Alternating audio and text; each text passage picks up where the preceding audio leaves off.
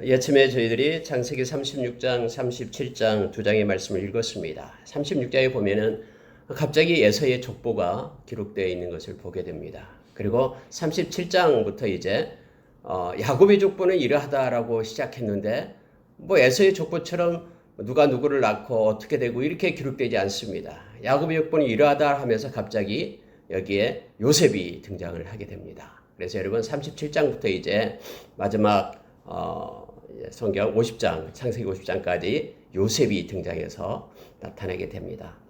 이때 요셉이 등장할 때 나이가 약 17세로 봅니다. 이 성경에 그대로 나와 있기 때문에 17세. 그때 당시 야곱의 나이는 108세 정도가 되죠. 그러면은 야곱이 147세에 죽었기 때문에 약 앞으로도 약 한 40년을 더 살아야 되는데 이제는 성경의 흐름이 이제는 야곱에게서 요셉으로 넘어가게 됨을 보게 됩니다. 우리가 늘 그렇죠. 아브라함이 계속해서 살아 있었는데도 그러한 상황 속에서도 역시 하나님께서는 이제 이삭을 등장시키고 또 이삭이 살아계시고 180세 죽기까지 계속 살아 있었는데도 불구하고 야곱으로 나타나고 이제 요셉으로 넘어가는 장면이 나타나게 됩니다. 여러분 우리가 요셉을 보게 될 때 참 큰 은혜가 있죠. 그래서 요셉을 갖다 예수 그리스도의 타이폴로지로 봅니다. 모형론으로 보게 되고요. 하나님과 함께 하시는 그런 요셉을 우리가 만나게 될 겁니다. 근데 또 놀라운 사실 중에 하나는 아브라함에게 하나님이 나타나서 말씀하시고 이삭에게도 말씀하시고 또 야곱에게도 나타나서 말씀하시는데요. 요셉에게는 하나님이 직접 나타나서 말씀하신 게 없습니다. 하나님이 함께 하시더라라는 말은 있습니다. 그러니까 일상의 삶 가운데서 요셉은 하나님께서 인도하심을 그 삶 가운데서 우리로 하여금 목도하게끔 합니다. 오늘날 이 땅을 살아가는 하나님의 백성들도 역시 요셉처럼 하나님이 함께 하시지만은 우리 눈에 보이지 않고 나타난 거 없지만은 주님은 우리의 삶 속에 깊숙이 개입하셔서 은혜 가운데 이끌고 계심을 특히 요셉을 읽을 때마다 더 우리가 느끼게 됩니다. 여러분, 이 36장에 왜 에돔의 족보를 기록하고 있을까요? 또 다음에 여러분 보면은 수없이 많은 또 족보들이 나오게 됩니다. 진짜 해도 잘 안 들어가는 그런 이름들을 우리가 수없이 많이 읽기도 하고 그런데요. 하나님은 의미 없어서 기록한 내용은 하나도 없습니다. 성경 말씀은 하나님의 뜻 가운데서 우리가 로마서 15장 4절의 말씀처럼 하나님은 이 말씀을 통해서 우리에게 하시고자 하는 일들이 있습니다.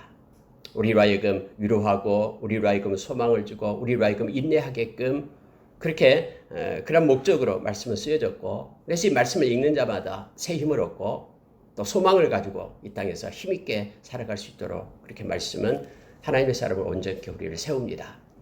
여러분 이 말씀을 몇 군데를 좀 보도록 하겠습니다. 자 36절 1절을 보니까 에서 곧 에돔의 족보는 이러하니라 해서 에서라는 이름보다도 에돔이라는 별명으로 더 불려지게 되죠. 그래서 그 뒤로는 이제 에돔 족속 이렇게 됩니다. 우리가 잘 알던 에돔이라는 뜻은 붉다 이렇게 빨갛다라는 뜻이죠. 붉다라는 뜻으로 물론 예서가 태어날 때 몸이 붉었기 때문이기도 합니다만은 또 장자권을 팔 때에 그 팥죽에 팔았다라는 의미로서 그런 붉다라는 그런 별명이 붙게 됐죠. 그 뒤로는 이제 에돔 족속 이렇게 됐습니다. 네, 여러분 우리가 이 말씀을 36절 읽어서 알겠습니다만은 에돔 족속은요 이 세일산 근처 즉 그 사해 밑에 쪽에 동남쪽에 있는 그러한 산악지대에 원래 호리 족속이 살고 있었는데 호리 족속을 에돔 족속이 쫓아냅니다. 그리고 거기에 남아 있는 호리 족속하고 동화됩니다. 그리고 거기에 이제 에돔 족속이라는 근거지를 만들죠. 산악 깊은 곳에 거기서 살게 됩니다. 그래서 계속해서 이 야곱 이스라엘 백성들과 서로 형제지간입니다만 계속해서 이제 이스라엘을 괴롭히는 또 힘들게 하는 그러한 역사적인 사건들이 함께 어우러지면서 나타나게 됨을 알게 됩니다. 근데 여러분 놀라운 사실은요. 이 다음에 요셉을 통해서 이스라엘 백성이 430년 동안 이집트 땅으로 가서 종살이를 하잖아요. 그런데 그때 에돔 족속은요. 튼튼한 나라를 만듭니다. 우리가 왕도 쭉 나오잖아요. 아직 이스라엘은 왕도 없을 때예요. 그 나라를 막 부흥하고 발전하는 놀라운 일들이 있습니다. 만약에 여러분 그 단면적인 것만 딱 잘라서 우리가 보게 되면은 야 이게 웬일이냐?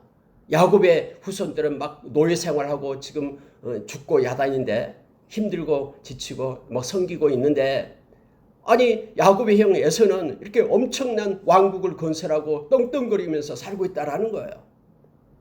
우리가 여러분 과정과 그러한 단면적인 것을 보면은요, 오늘날에도 역시 마찬가지입니다. 오늘날도 세상에 보면은 어떻게 하나님을 믿고 예수 그리스도를 따르는 백성들은 삶 속에서 왜 이렇게 힘들고 어렵고 그럴까? 예수 믿지 않는 사람들은 이 뭡니까? 악인의 형통함 속에 막 갇혀서 그렇게 사람의 눈에는 그렇게 잘 보이고 우리가 그렇게 될 수가 있습니다.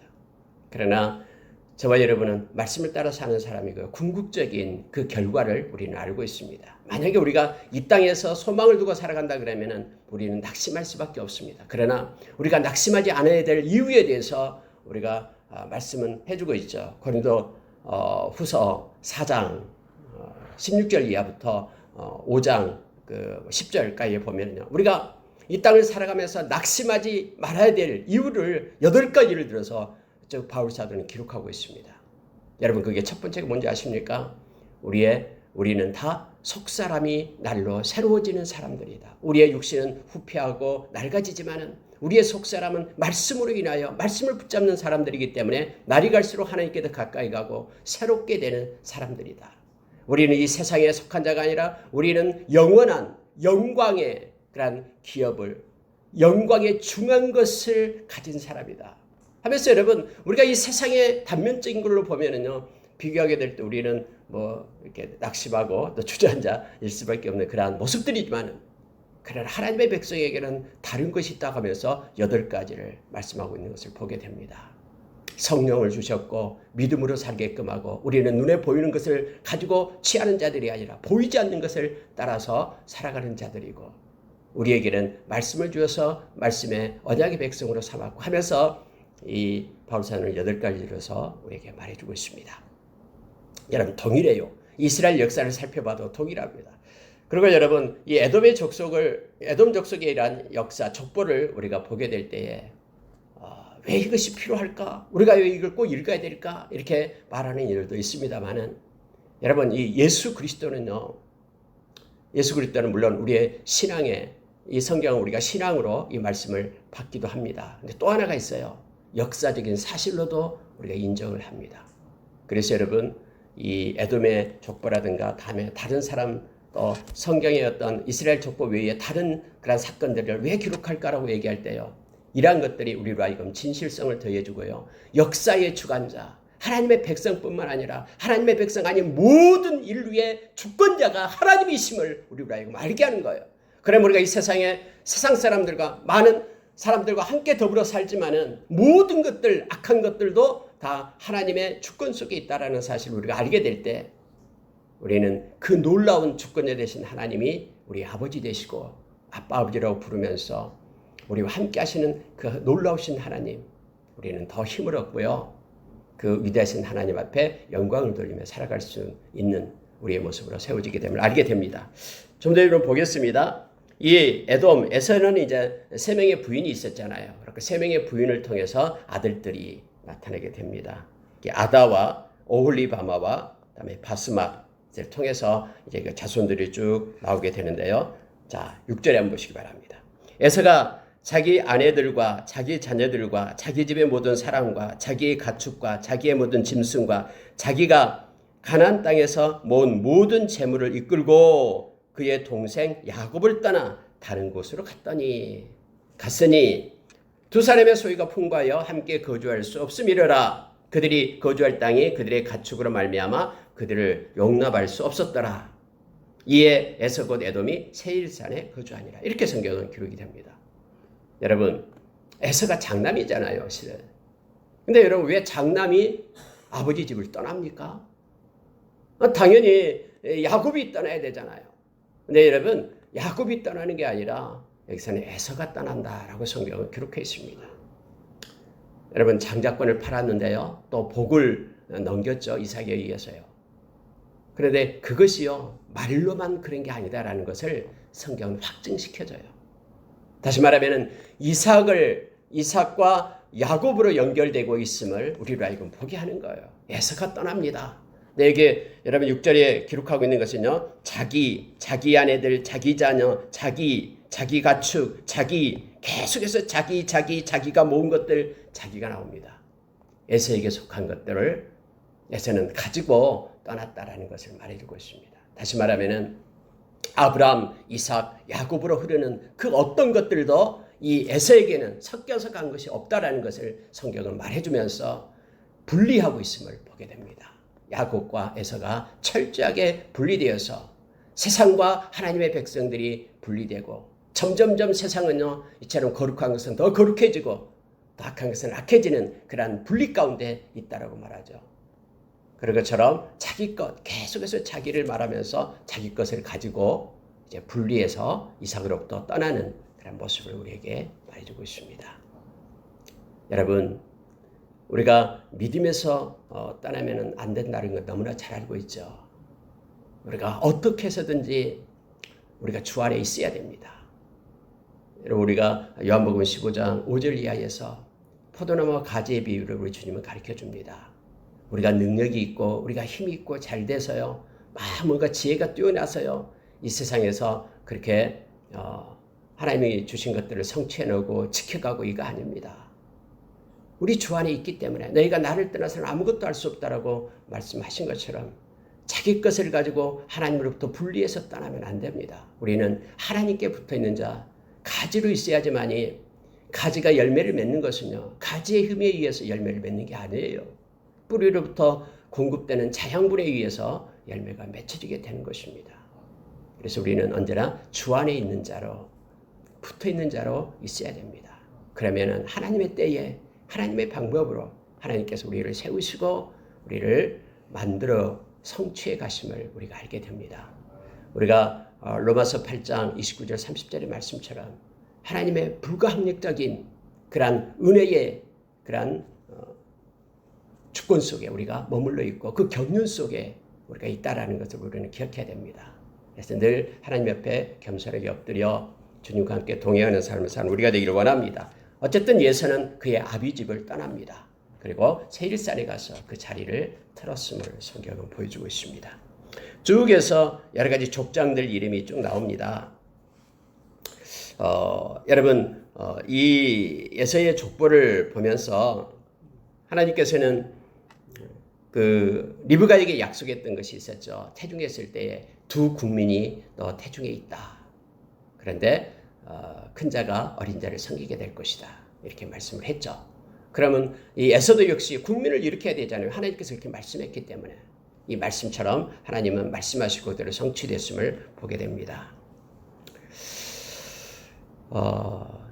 그리고 이 에서의 족보를 이렇게 기록한 이유 중에 하나가 이제 다음에 계속해서 우리가 구약을 보겠습니다만은 이 야곱의 족속과 에서의 족속이 계속해서 이제 붙이면서 서로 대적하고 싸우고 하는 장면이 나옵니다.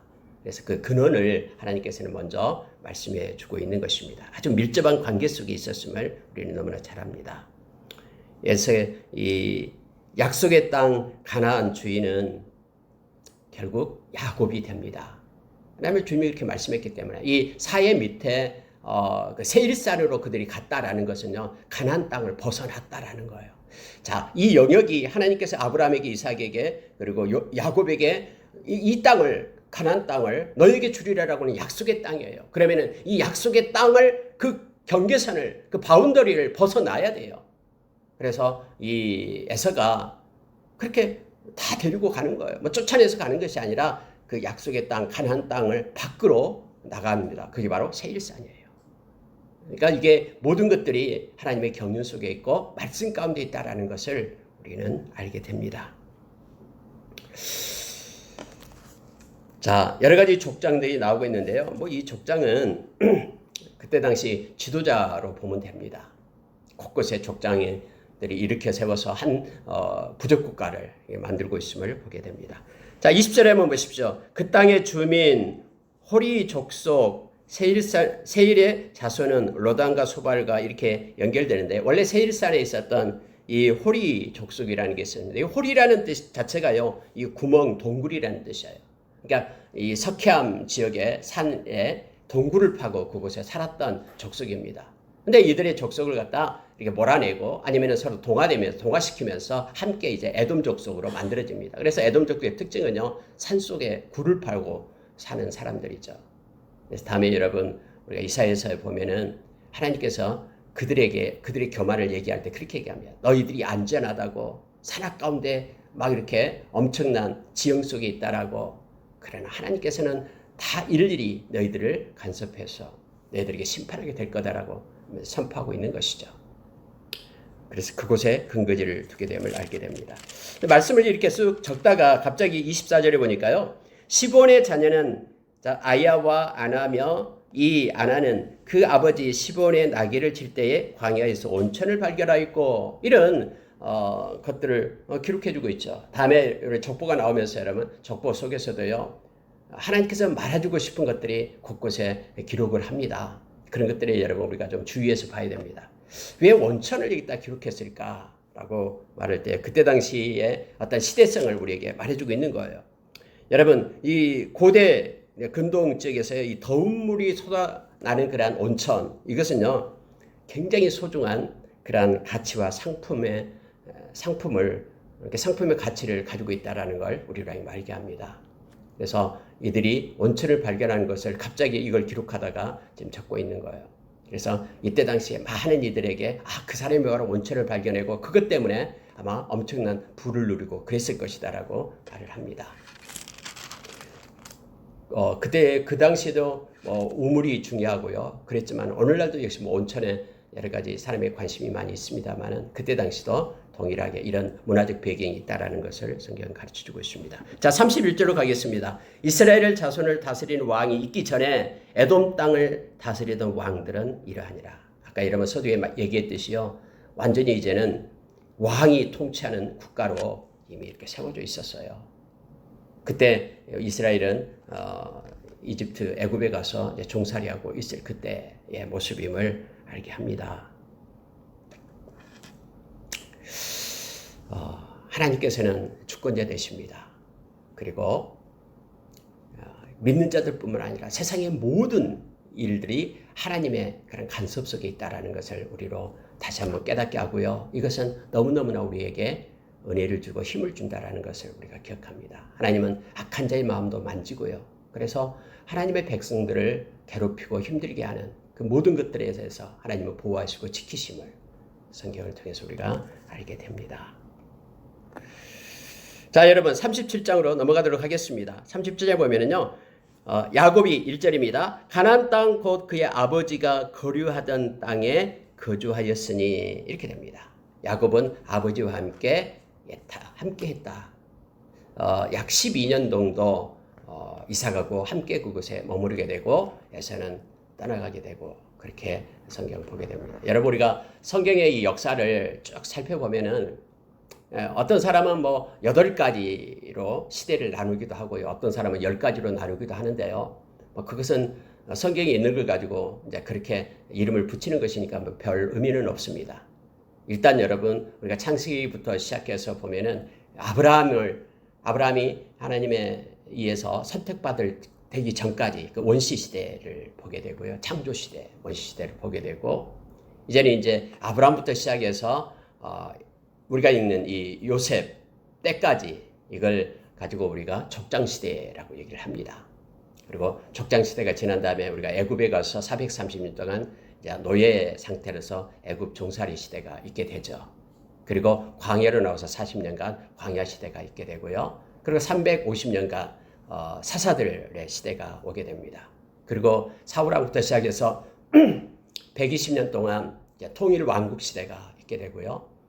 나라가 이제 솔로몬 때 나눠지게 돼서 북이스라엘 남유다로 나눠지게 되죠. 약 북이스라엘은 약 190년 정도 되죠. 900년에서 712년 정도니까는. 그리고 나서 남유다는 586년 BC니까요. 그때 그들보다 약 한 154년 더 있다가요. 그리고 바벨론 포로 시대가 됩니다.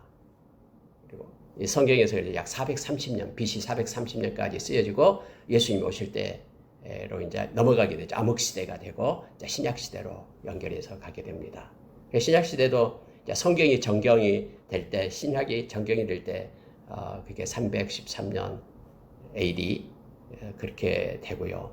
또 나눠지게 되고 루터와 칼빈이 종교개혁이 일어날 때가 AD 16세기 약 1560년에서 1600년 10년대 20년대까지 그때가 종교개혁의 시대가 되죠. 그리고 오늘날 저와 여러분까지 500년이 기독교로 정해지고 이러한 흐름 속에 좀 연결되어 있음을 보게 됩니다.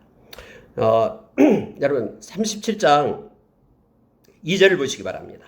야곱의 족보는 이러하니라. 요셉이 17세의 소년으로서 그의 형들과 함께 양을 칠 때에 그의 아버지의 아내들 비라와 실바의 아들들과 더불어 함께 있었더니 그가 그들의 잘못을 아버지에게 말하더라. 이렇게 연결이 됩니다. 이제 요셉 중심으로 글을 쓰고 있는데요. 형들하고 요셉하고 갈등이 나오게 됩니다. 네, 여러분, 요셉의 그 성격을 이 말씀 속에서 우리가 보게 되는데 어떻게 생각하면 인간적인 관점에서 보면은 형들의 미움을 받을 만하다라는 생각도 들기도 합니다만은, 네, 여러분, 여기서 중요한 것 중에 하나가 이거예요. 비라와 실바의 아들들과 더불어 함께 있었다니. 왜냐하면 요셉은 어머니가 빨리 돌아가셨잖아요, 라헬이. 그렇기 때문에 그들과 함께 머물러 있는 거예요. 그런데 문제는요, 그가 그들의 잘못을 아버지께 말하더라 이거예요. 그 비라의 그리고 실바의 아들들 뭐 있었죠. 뭐 단이나 납달리, 뭐 갓, 아셀 이 아들들 얘기하죠. 그들이 뭐 나쁜 짓을 말하기만 하면은 아버지한테 가서 고자질을 하는 거예요. 아버지, 저 형은 이랬고 하면서 고자질을 합니다. 그러면 뭐 아버지의 꾸지람을 받았겠죠. 그러니까 형들이 좋아할 리가 없습니다. 어쨌든 이런 상황이었고요. 또 하나는요, 이 요셉을 편애해요, 야곱이요. 뭐 자기 엄마도 없고 하니까 편애하면서 특히 3절에 보니까는 그를 더 사랑함으로 그를 위하여 채색옷을 지었더니라고 말합니다. 채색옷을 입혀주는 거예요. 다른 사람들은 다른 그냥 일반 옷 입히고요. 채색옷 좋은 옷을 입혔다라고 얘기합니다. 그러니까 형들이 너무너무 싫어했죠. 자, 4절에 보십시오. 그의 형들이 아버지가 형들보다 그를 더 사랑함을 보고 그를 미워했다라고 성경은 기록을 하고 있어요. 그러면서 이렇게 4절에요. 그에게 편안하게 말할 수 없었더라. 편안하게 말할 수 없었더라. 이 말은요, 편안하다는 것은 샬롬을 얘기하죠. 그 형들이 모두가 다 이 요셉한테 친절한 말을 하지 않았다라는 뜻이에요. 살가운 말, 너무나 이렇게 친근한 말을 아무도 하지 않았다라고 지금 성경은 말해주고 있습니다. NIV에서는 그렇게 표현하고 있어요. 형들의 미움을 받고요. 아버지가 그를 너무 사랑하니까 형들이 오히려 그것 때문에 시기하면서 더 미워했다라고 얘기를 하죠. 근데 결정적인 것은 뭐냐면은 요셉이 꿈에 있습니다. 그래서 꿈꾸는 자라는 별명이 있었잖아요. 꿈을 꿨는데 지금 볕단을 가지고 얘기를 합니다. 다 자기를 둘러서 11볕단이 자기는 서 있고 자기 볕단은 서 있고 다 절을 하는 장면을 갖다 막 자랑 삼아 얘기를 하고 이런 거 보면은 좀 17살이 먹었는데도 좀 요셉이 좀 철이 없죠. 뭐 그 눈치도 채고 해야 되는데 어쨌든 그랬어요. 근데 그래서 막 이제 화가 나고 야단 납니다. 근데 또 꿈을 꿔요. 근데 이번에는 해와 달 별들을 얘기하면서 해와 달까지 자기를 향해 절을 하더라. 그러니까 아버지가 꾸짖어요. 그때서. 야, 그러면은 나와 너희 어머니가 너한테 절을 하다 너를 섬긴다는 얘기냐? 왕으로 섬긴다는 얘기냐? 하면서 꾸짖었는데 그의 마음 가운데는 이것을 두었다라고 성경은 기록하고 있죠. 자, 11절 보니까 그의 형들은 시기하되 그의 아버지는 그 말을 간직해 두었더라라고 얘기합니다. 여러분, 이것은요, 모두가 다 이제 상황 속에서 보게 되는 거예요. 그렇게 될 때, 그래서 요셉은 이렇게 왕딸을 받을 수밖에 없구나, 우리가 생각을 할 수도 있습니다. 그런데요, 우리가 중요한 관점을 이제는 바꿔서 요셉의 관점에서 한번 보시기 바랍니다. 여러분, 요셉은요, 늘 배워왔던 그 아버지로부터, 아버지가 이제 이스라엘이라는 이름으로 바꿨죠. 그때부터는 하나님 앞에 올곧고 정직한 모습으로, 하나님을 경외하는 모습으로 예배자로서 섰다는 것을 우리는 너무나 잘 압니다. 엘 베델 해서 베델의 하나님을 찾고요. 그래서 여러분, 요셉은 올곧고 정직한 거예요. 잘못된 것과 서로 타협하지 않는 거예요. 비라의 아들들, 그들과 더불어 막 죄를 짓고 뭘 꾸미고 할 때에 이것으로부터 이 요셉은 단절시키고 자기를 지켜내는 거예요. 그래서 그들과 공모하지 않고 그들의 어떤 흐름 속에 자기가 함몰되지 않고 그가 올곧게 세워지는 것. 이것이 바로 그래서 아버지한테 가서 자기와 다르다라는 것을 지금 나타내고 있는 것입니다. 요셉이 보는 거예요. 그리고 채색옷은 그냥 아버지가 자기에게 입혀준 거예요. 자기가 뭐 막 때를 쓰면서 달라라고 얘기한 건 아니죠. 그런데 물론 이제 야곱의 패배 때문에 손해를 본 것은 요셉입니다. 형들로부터 손해를 봐요. 어쨌든 이 채색옷도 역시 요셉 스스로가 만들어주고 이게 그러한 상황이 아니죠. 자기 그 아버지로 인하여 주어진 것들입니다. 그래서 어쩌면은 이 채색옷을 벗어놓고 막 힘들어했을지도 몰라요. 아버지 왜 나이만 이래가지고 형들한테 내가 이렇게 힘들게 하냐라고 그랬을지도 모릅니다. 어린 그 아이한테는 이것이 오히려 더 힘이 될 수도 힘들었을 수도 있는 요소이기도 합니다. 아니 꿈은 하나님이 주신 꿈이잖아요. 자기가 꾸고 싶지도 않는데 너무나 놀라우니까 그래서 이 꿈을 얘기했을 뿐이에요. 아무런 것 없이. 왜 그걸 알 수 있냐 그러면요. 다음에 여러분 야곱이 요셉한테 요셉아 너 형들한테 갔다 와라. 그들이 어떻게 지내는지 모르겠다. 이 떡도 있고 과일도 있고 많은 음식을 해가지고 갔다 와라 라고 얘기하는 거예요. 만약에 여러분 이 요셉이 형들을 싫어했다 그러면요. 이 요셉의 형들이 쉽지가 않거든요.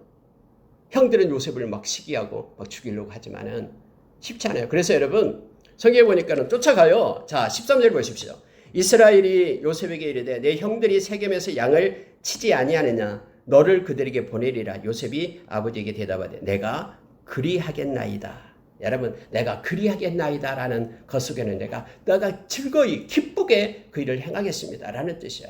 Very well 이런 표현으로 NIV는 썼습니다. 그럼요 내가 가고 말고요. 내가 형들이 어떻게 지내는지 가서 돌아봐야죠 하면서 막 음식을 준비하고 쫓아갔을 거예요. 여러분 세겜까지 그때 헤브론에서 세겜까지는요 약 80km입니다. 그래서 이틀 동안 꼬박 가야 되는 거예요. 그곳에까지 갑니다. 아니 그곳에 갔는데 없어요 형들이요. 그곳에 있을 자는 없어요. 그래서 막 이것저것 방황하고 다녔다라고 성경은 말하죠. 그래서 어떤 사람을 만납니다. 물어요.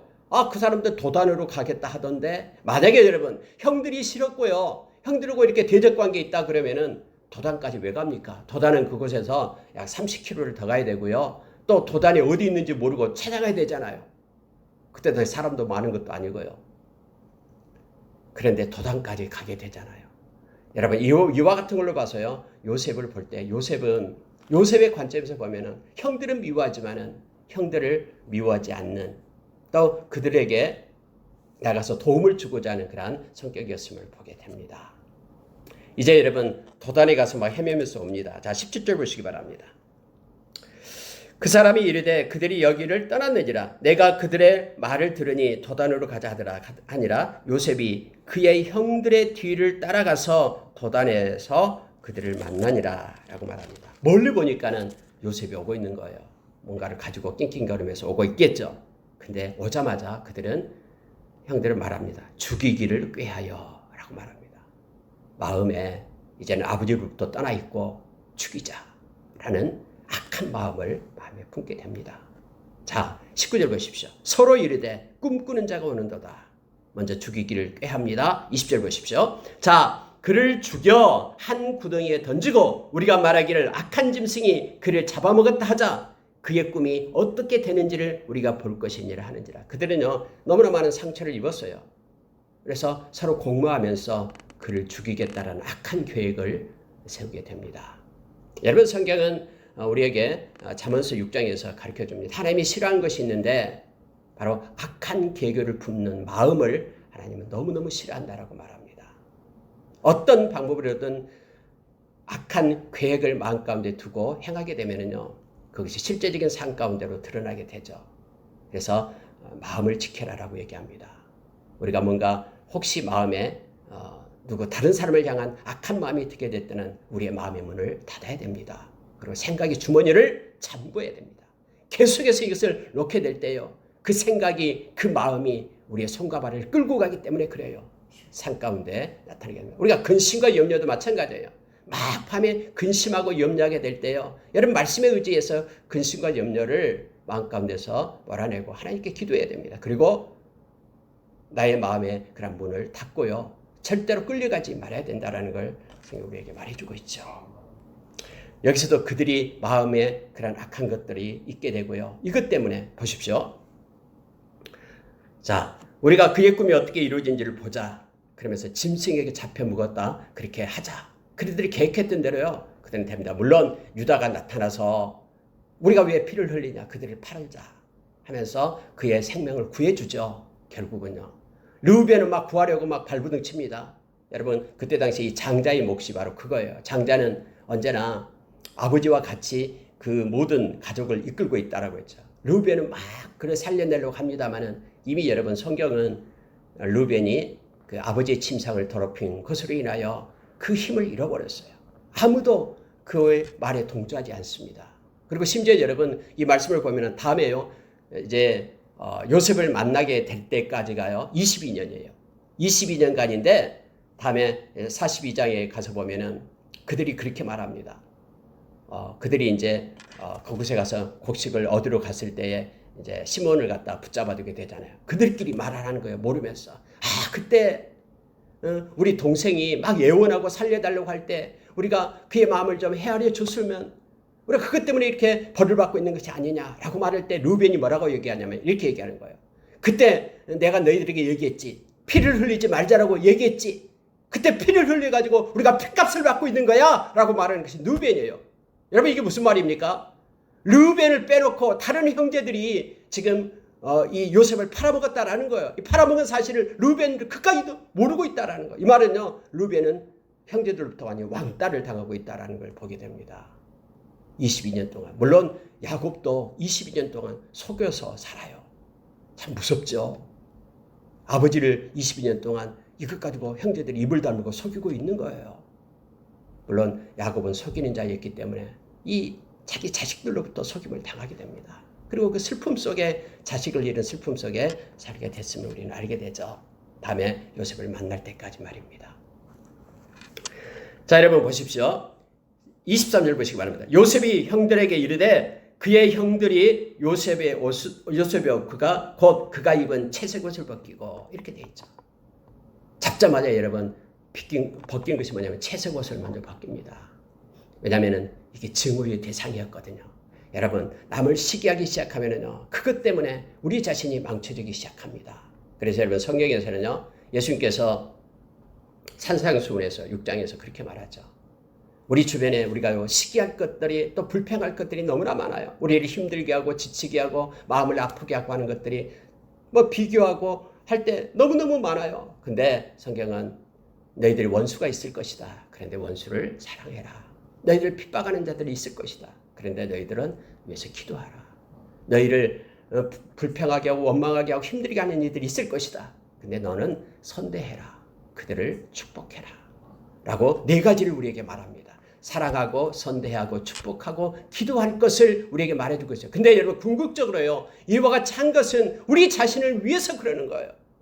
우리가 여러분 마음의 원통함을 가지고 분노 속에 살아가게 된다면요. 우리의 그러한 삶과 또 우리의 모든 일상이요. 피폐해집니다. 하나님은 우리 주님이 이것을 너무나 잘 알고 있어요. 그래서 용서하는 자가 오히려 마음의 평강과 기쁨으로 살아가기 때문에 이걸 알기에 마태복음 6장에서는 주기도문을 가르치고 나서 다시 한번 또 강조해서 너희들이 형제를 용서해야 된다라고 우리에게 말해주고 있는 것입니다. 지금 그들은요. 그들이 증오한 게 바로 이 채색옷이에요. 채색옷. 그래서 잡자마자 채색옷부터 벗기는 거예요. 채색옷을. 그리고 그곳에 채색옷에다가 이제 뭐 양의 피를 발라가지고 그때는 뭐 유전자 검사도 못하고 하니까 발라가지고 짐승한테 찢겨 죽었다.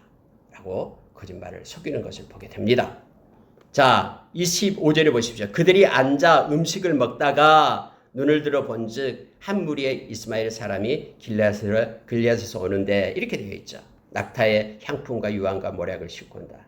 이스마엘 사람 또 미디안 상인들 그래서 이스마엘 사람에게 팔 것을 하죠. 하나님께서는요 이들이 상단을 준비하고 계시는 거예요. 왜냐하면 요셉을 이제는 애굽으로 인도하기 위해서요. 왜 그래요? 하나님의 말씀 때문에 그래요. 아브라함에게 약속했던 그곳에서 400년 동안 있다가 나오게 되리라. 이것을 하나님께서는 역사 속에서 지금 하나님의 말씀을 성취하고 계시는 거예요. 그래서 그때 하필이면 이스마엘 상단이 지나가게 되고요. 또 이것을 보게끔 하고 유다의 마음에 하나님은 역사하셔서 우리가 왜 피를 흘려야 되냐 이들에게 팔자 해서 은 20에 팔아넘기는 장면으로 하나님께서는 그 역사의 흐름을 끌고 가고 있음을 보게 됩니다.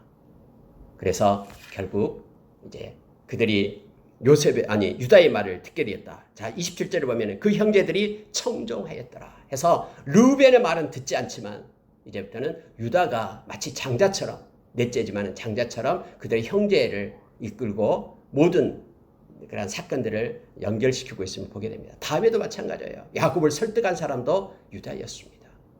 그리고 이제 38장에 유다에 대한 얘기가 연결돼서 나오는 거예요. 하나님은 유다 족속을 통해서 예수 그리스도가 나오게 됨을 우리로 하여금 알게 합니다. 르우벤은 어디 갔다 왔는지 몰라요. 르우벤이 돌아와 보니까는 구덩이에 이르러 본즉 요셉이 없어요. 옷을 찢고 야이가 없도다. 내가 어디로 갈까? 이렇게 막 울부짖어도요. 형제들이 대답을 안 합니다. 안 가르쳐줬어요. 22년 동안 다 맥하죠. 여러분 이제 야곱에게로 옵니다. 채색 옷을 가지고 이거 봐라. 당신의 아들 것이 맞습니까? 야곱이 그렇게 눈물을 흘리며 막 통곡을 하고 해도요. 이 자식들은 이것 말하지 않죠. 그 기간이 무려 22년 동안. 참 무섭습니다. 성경은 36절에서 미디안 사람들은 그를 애굽에서 바로의 신하 친위대장 보디발에게 팔았더라. 이렇게 연결되어서 이제 요셉이 보디발의 집에서 이제 하나님의 간섭 속에 있게 됨을 알게 합니다. 말씀 마치겠습니다. 오늘 이 말씀 가운데 에서의 그 에돔의 족보를 가지고 모든 민족을 다스리고 이렇게 섭리하시는 그런 하나님의 주권을 우리로 하여금 깨닫게 하고요. 그리고 이것은 우리가 말씀은 그냥 신앙적인 도서로서 만들어낸 얘기가 아니라 역사 속에서 주어지는 진실된 팩트임을 우리로 하여금 깨닫게 합니다. 그리고 역사를 주관하시는 하나님을 우리가 만나게 됩니다. 하나님은 요셉을 통해서 하나님의 놀라운 계획을 이루어 가심을 우리로 하여금 보게 합니다. 특히 요셉의 마음은요, 상처받은 마음이 아니죠. 형들의 괴롭힘 속에 있었지만 우리도 이 세상에 살아갈 때에 우리 주님이 가르쳐주는 방법대로 사랑하고 선대하고 축복하고 기도하는 은혜 가운데 있기를 원합니다. 함께 기도하겠습니다.